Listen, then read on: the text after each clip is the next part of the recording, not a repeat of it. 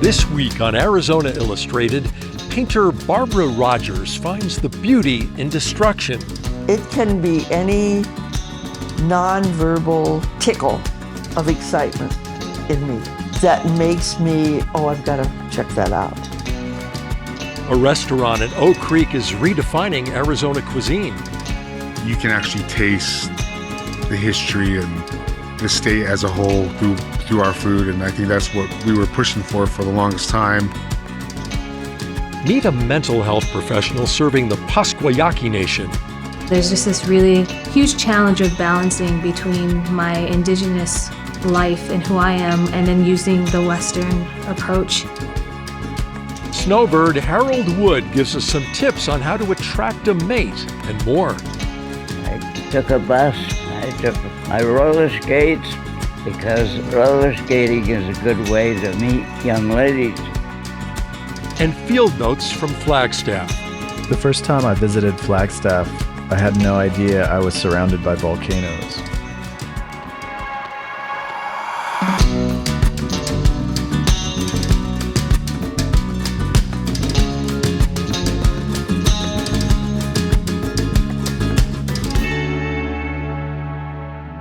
Hello, and welcome to another all-new episode of Arizona Illustrated. I'm Tom McNamara. We're coming to you today from the top of Mount Lemmon overlooking Summerhaven at 8,200 feet elevation.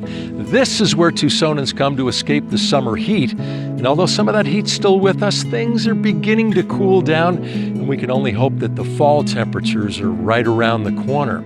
In fact, this beautiful area is attracting Tucsonans year-round. There's a lot going on. There's a new lodge, a new hotel, great places to eat, to hike, and things to see and do and get some fresh air. And in the winter, of course, come on up for a few hours and play in the snow. We hope you get that chance.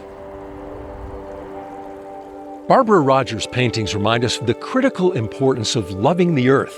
She explores ideas of paradise, life, destruction, vulnerability, and beauty on her canvases. She's had over 42 solo shows around the world, and her work hangs in the permanent collections of many venerable museums. And she calls Southern Arizona home.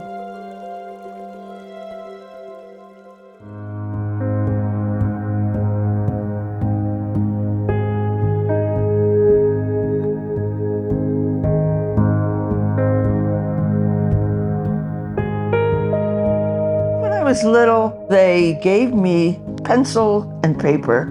I would draw and be quiet. The seed was planted. Barbara really has been a mentor to many people. She has introduced people to art who weren't really collectors. She is just really a force as a person and as an artist. So one of the things I hope will happen with this exhibition is that people will tell me what it is.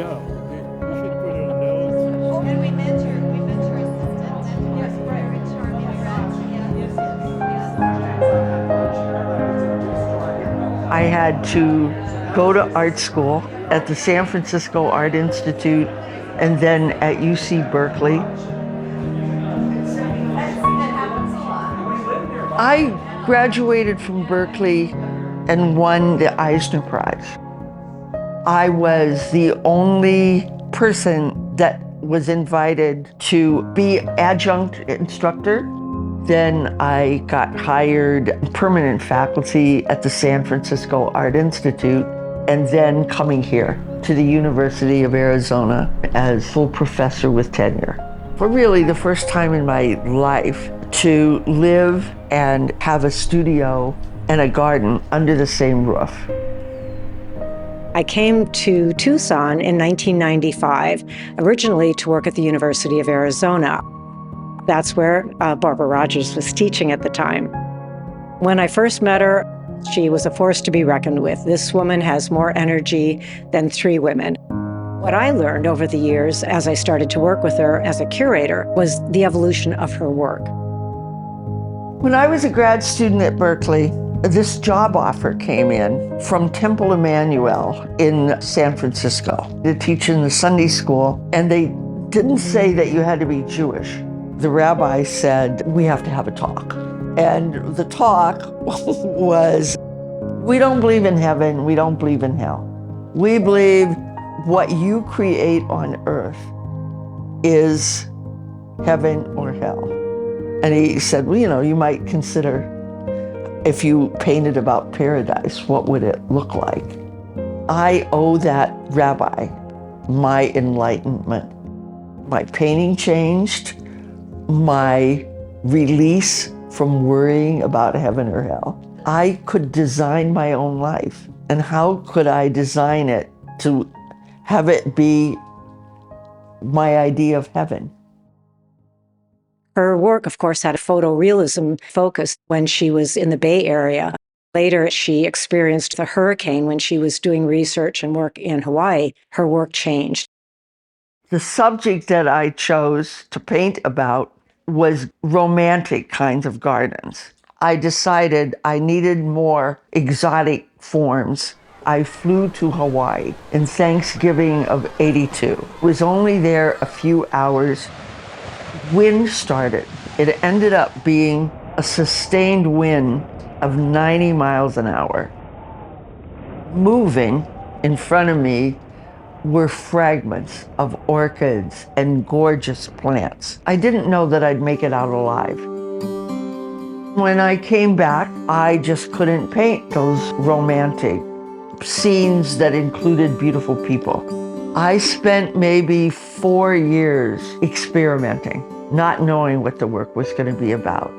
What everybody sees today evolved from what really got to me, which was seeing everything in fragments and basically what remains. It went from this rather fun look at foliage, love, empowerment of women in a very photorealist way, to looking at the profound destruction and beauty from destruction. I can start a painting 1 year and it doesn't leave the studio for 10 years.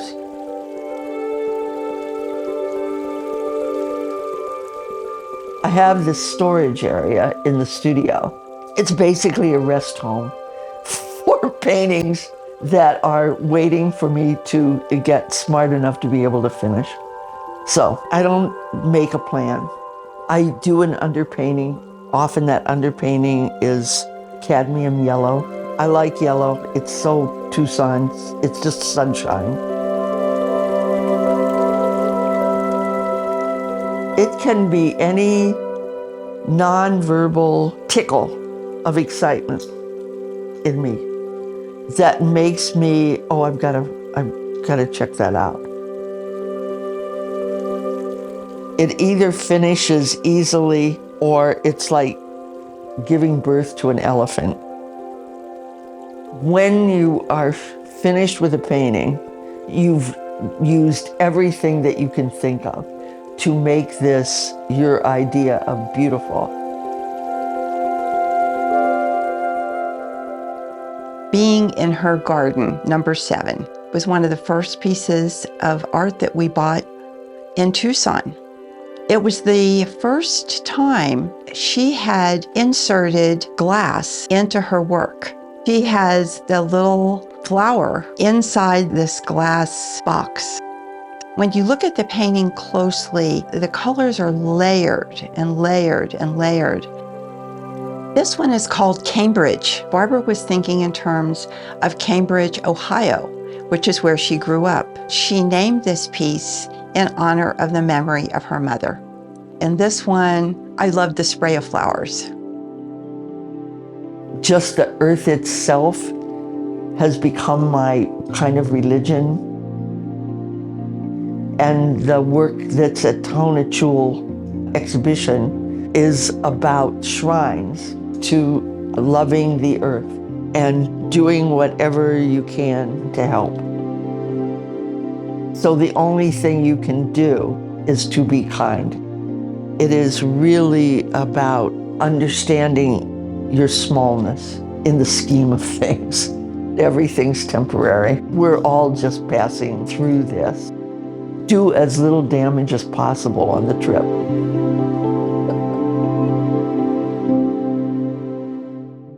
Chefs Brett Vibber and Jaron Bates have been cooking together for nearly 2 decades at some of the finest restaurants in Arizona. Now the two are head chefs at the Table at Junipine Lodge, which is a restaurant in Oak Creek near Sedona. Through daily foraging for wild ingredients and incorporating indigenous foods, methods, and farmers, they are attempting to redefine Arizona cuisine.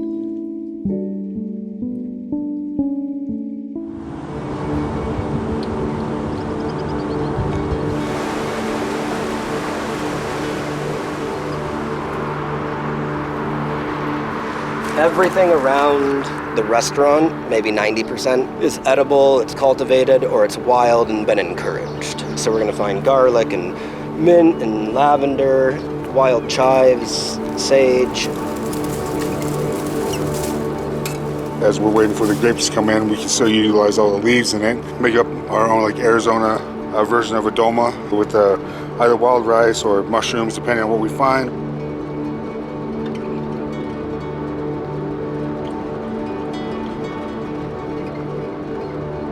The concept of the restaurant is Arizona cuisine. It's to define a regional kind of cuisine. It's not Tex-Mex, it's not Southwestern food. Brett always had the idea of showcasing Arizona as a whole. I had already kind of like told him like my ideas for the future, showcasing not just my tribe, being Navajo, being Diné. I wanted to showcase different foods from tribes all across America. We ended up meshing the two together, so now we celebrate both Arizona's bounty that we find out in the wild, and then also showcasing Native American indigenous food, that whether it's through the culture or preservation techniques or through working with local indigenous farmers and how they grow things. So this one is called like the lemonade berry or the 3-leaf sumac. What I know it as growing up is called chichin. You get a little bit of berry flavor out of it, but you get more so like the brightness and tartness of what you would get out of like a lemon. We had picked a bunch of ocotillo flowers down in the desert. You have it like an Arizona version of an Arnold Palmer, but with all indigenous ingredients. We don't need to import truffles, we don't need bluefin tuna, we don't need all of those things because everything actually is provided from here. Here you can see like a crab apple tree. I'm gonna walk over there in a second, even though it's a busy weekend. Bringing the restaurant here and the concept here to this building really put us in the central location of Arizona. You're really right on the edge of where forest hits the desert. We can walk for 45 minutes to an hour and really get a lot of cool things that will sustain the day. My name's Sarah Estrada, and I'm the gardener here. Started off as a landscape management kind of role, but I like to take things to the next level, so I've implemented sort of a sustainability program here, using no pesticides, restoring natural ecosystem spaces amongst the property, and recently we built a vegetable garden space for the kitchen. When Jaron and Brett came here, our energies really did match. They're supporting local producers. They're encouraging me to produce more here. They've really kind of changed the dynamic of this little corridor of the canyon. I think they're inspiring others to maybe do the same.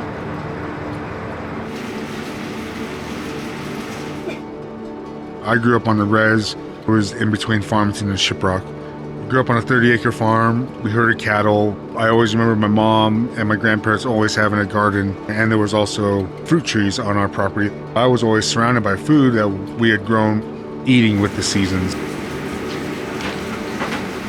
We spend so much time together that you're deeper than brothers.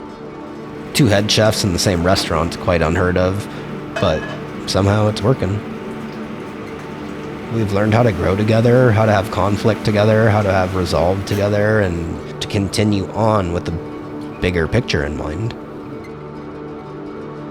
You can actually taste the history and the state as a whole through our food, and I think that's what we were pushing for the longest time.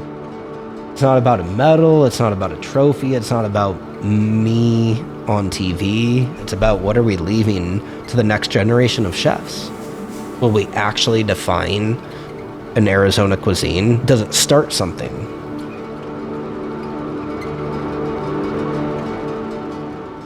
Now we bring you the third installment in our ongoing series where we spend time with mental health professionals to learn more about them and their career. Felicia Jaimez is a cognitive behavior therapist who melds indigenous cultural practices with Western approaches to therapy to best serve her Pascua Yaqui community.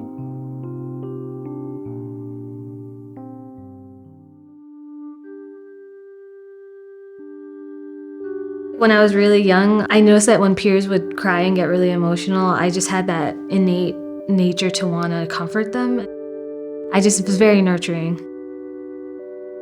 So I saw psychology and I looked more into it, and ever since then, that was what I really wanted to do. I always worked for indigenous communities because I'm indigenous. I lived on the reservation my whole life.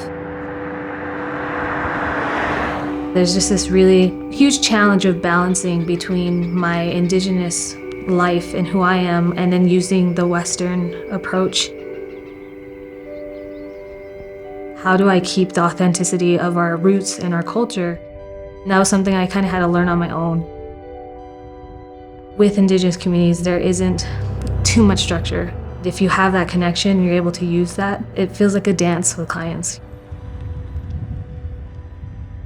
My main approach or modality is cognitive behavioral therapy, which is more of a trauma-focused approach. I like to connect the thoughts, the feelings, the behaviors, and really allowing somebody to see what is a pattern. And so when that's happening, it's like, well, let's look from a different perspective. Then they're empowered to be able to make that change. The pandemic really forced us to learn telehealth, something that we never really heard of before. On top of that, I had clients who got really emotional because we couldn't be together. And when we came back, how do we reconnect and relearning all of that? Something that I'm seeing in the community that is similar to out there is this stagnant behavior that we're seeing with our youth. When they had to go back into the schools, we saw a high intensity of anger, of lack of motivation, just low, flat affect of just not wanting to be there. And across the board, I've even seen that with adults. Sometimes you just see people can't handle social situations anymore because they haven't been used to it in such a long time. And so I'm seeing that here on the reservation a lot, is how do we get out of this funk? Because across the board, there's still a lot of people who are feeling a lot of depression or setbacks, and just getting up and going to get their services. The expectation of 8 to 5 isn't always possible for families. Their life starts after work or school. And when we're shutting down, they're not getting the help that they need. And then asking a therapist to stay very long is also emotional fatigue as well, and exhausting. I think my profession is always going to be like a mirror. I have to be aware of myself. I have to be aware of my triggers. I have to constantly be checking myself because that's what I'm kind of supporting them in. It's shaped how I'm compassionate, how I think what love is and healing is. So how to be human with someone else in their journey. I'm noticing a lot of people who are wanting to be more aware and heal on the reservation, especially historical trauma. It's impactful. It's hard though. It's not always fun and easy. I'm fortunate and grateful enough that if you want a Native therapist, you got one. I'm here. We don't always have that option as well. There's not a lot of people of color of different backgrounds who are therapists, but they're coming.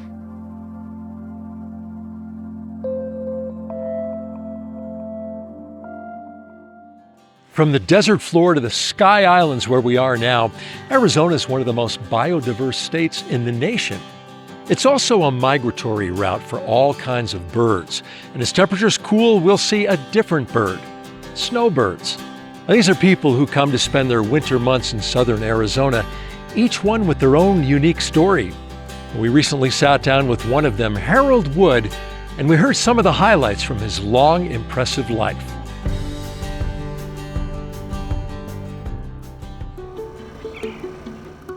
Originally from Canada, Harold Wood is now a Tucson snowbird. When I was a little boy, I would buy little pots and had a cactus in them, cost about 15 cents. And I had several at home, and I have a thing about cactuses. This is my winter home. Tucson has got special memories for me. I had business meetings here 40 years ago. I was born in Gilbert Plains, Manitoba, a farm community on February 16th, 1919. Yes, you heard correctly. That makes Harold 103 years old. I graduated from high school in 1935. This was the height of the Depression era, and with very few jobs to be found, Harold competed for a job as a junior chemical technician and got it. What ended my job as a chemist was I was conscripted into the Army, and I hated it so much I decided to join the Air Force. The year was 1940, and Harold was sent to England as part of the Royal Canadian Air Force to attend radar school for 6 weeks. He installed identification friend or foe transponder stations along the east and south coast of England. He witnessed the end of the Battle of Britain and the bombings of London during the Blitz. After the war ended with the dropping of the atomic bomb, he attended the University of Toronto and earned a degree in engineering physics before moving to New York. I took a bus. I took my roller skates because roller skating is a good way to meet young ladies. And I landed in Grand Central Station, and they have kiosks with ladies giving advice. So I headed for a kiosk, and she looked at me. She said, "Where are you from?" I said, "Toronto." She said, "Son, the best advice I can give you is to get back on the bus. New York will eat you." On the contrary, in fact, Harold had a blast. But I found a room for $7 a night opposite Central Park. It was a stroke of luck. I made full use of my time. I attended the opera. I went to the stock exchange, and I went to Central Park. And Dinah Shore was the feature singer, and she sang Oklahoma. It was one of the highlights of my life. After his time in New York, Harold went on to earn a bachelor's degree in science and engineering physics, and then began his career at Southern California Edison, where he moved up the ladder, becoming a consultant engineer for the long-range planning department. It's there where he met Louise, who would become his wife, and when he retired in 1983, they both went on to have many more adventures. After we married, we had 2 sets of twins, and that was very unusual. 3 boys and 1 girl. After our kids left the nest, we bought a motor home and traveled the entire United States. We kept active all the time. Sadly, Louise passed away in December 2016. Harold misses her very much. He still finds plenty to occupy his time. In Tucson, he goes for daily walks, enjoys dinner with friends and family, operates a ham radio, and frequents the Tucson Public Library, often. The Tucson Public Library is a gold mine, and I make big use of that. Well, I have 4 lovely children, and I have 6 grandchildren and 4 great-grandchildren. I really feel that I have fallen into everything good that I have. In this latest installment of our Field Notes series, we head up to Flagstaff. From the highest point in Arizona to deep underground, Arizona Illustrated producer David Fenster visits landscapes transformed by volcanoes.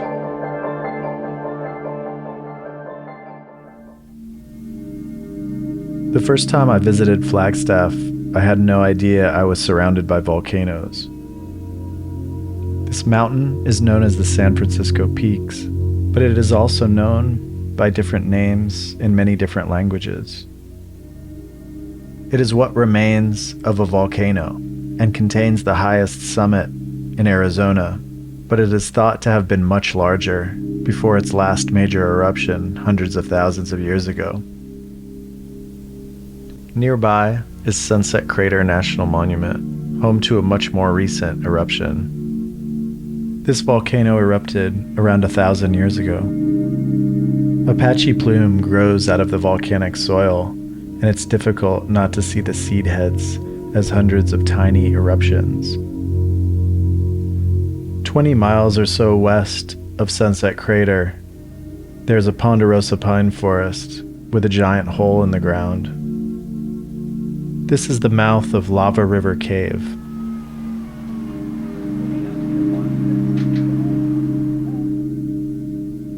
This mile-long lava tube was formed around 700,000 years ago. The floor, ceiling, and walls of the tube cooled and hardened before the middle, where a river of lava continued to flow. It's pitch black in here. When I would turn off my headlamp, I couldn't tell any difference when my eyes were open or closed. And even though it was over 80 degrees outside, in here it was cold enough for ice to form.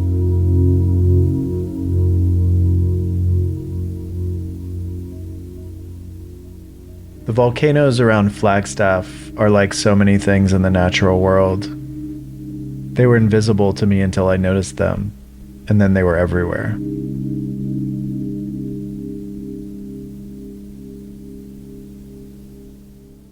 Before we go, here's a sneak peek at a story we're working on.